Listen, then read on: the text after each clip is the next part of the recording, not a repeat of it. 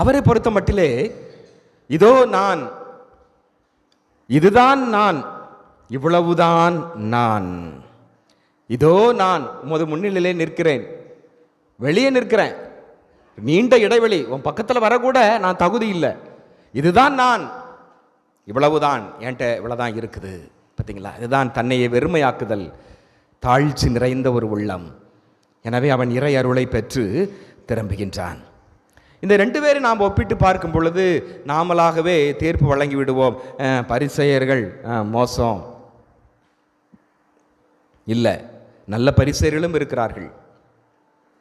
பரிசேயர்களை பற்றி நாம் சிந்திப்போம். பரிசேயர்கள் என்றால் யார்? பாரிசி, கிரேக்கத்திலே பிரிந்து நிற்பவர்கள், தனித்து இருப்பவர்கள், மற்ற மக்களை விட்டுவிட்டு இவர்கள் தனியாக கொள்கை பிடிப்புள்ளவர்கள். யாவை இறைவன் தான் இவர்களுக்கு இறைவன், சமய பற்றுள்ளவர்கள், ஒழுங்குகள் சட்டங்களை நூல் நவள விடாமல், அச்சு பெறலாமல் அப்படியே சட்டத்தை பின்பற்றக்கூடியவர்கள். மோசே சட்டம் இவர்களுக்கு முக்கியம். சீனாய் மலை உடன்படிக்கை 10 கட்டளைகள் 613 கட்டளைகளாக அவர்கள் பிரித்து கிளை சட்டங்களாக பெருக்கினார்கள். மக்கள் மீது சட்டத்தை வைத்து அமைக்கினார்கள். இப்படிப்பட்ட பல காரியங்கள். ஆனால் மனிதன் இறந்த பிறகு இறுதி தீர்ப்பு உண்டு என்று நம்பினார்கள். உடல் அழியும், ஆன்மா அழியாது என்று நம்பினார்கள். அதே போல நாம் இறந்த பிறகு உயிர்ப்பு உண்டு என்று நம்பினார்கள். பாருங்கள், வித்தியாசமான கொள்கை. ஒரு பரிசேயர் நிக்கதேம் ஆண்டவர் இயேசுவை இரவில் வந்து சந்திக்கிறார்.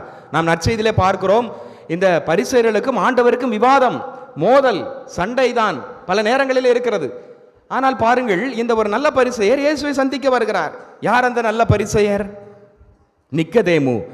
யோவான் நற்செய்தி 3ஆம் அதிகாரம் 1-2. பரிசேயர் ஒருவர் இருந்தார், அவர் பெயர் நிக்கதேம். அவர் ஓர் இரவில் இயேசுவிடம் வந்து, ரபி, நீர் கடவுளிடமிருந்து வந்த போதகர் என்பதை நாங்கள் அறிவோம்.